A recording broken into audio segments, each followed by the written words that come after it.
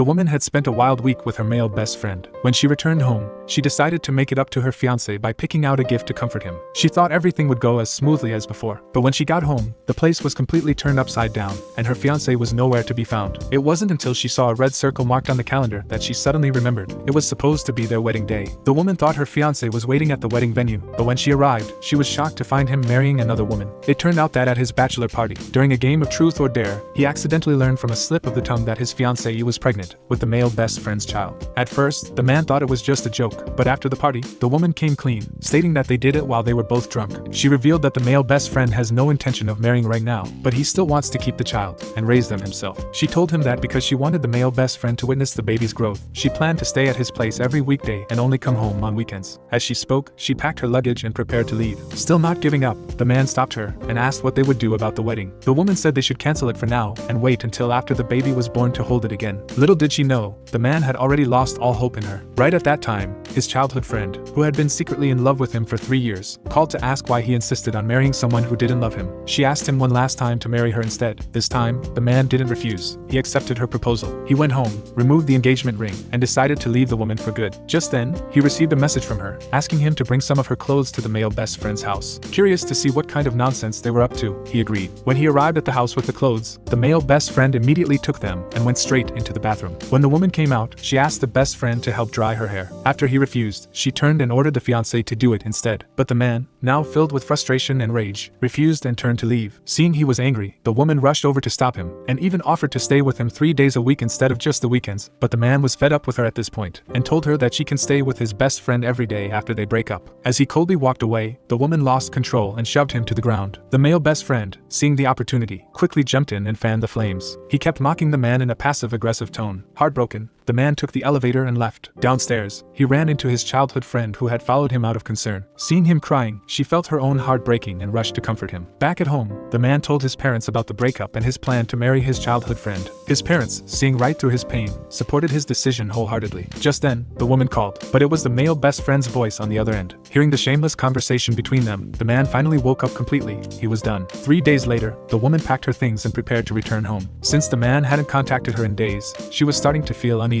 Looking at the fragile, sickly image of the male best friend, she now found herself growing repulsed. She decided to treat the man well when she returned, thinking that he has a better physique than the best friend. She brought the gift she had picked for her fiancé and returned to his place, only to find it empty. All traces of his life were gone, except for the lonely engagement ring on the nightstand. She instantly knew something was wrong. Frantically, she tried to call him, but the call never went through. Then she looked again at the calendar and saw the red circle. Only then did she remember today was supposed to be their wedding day.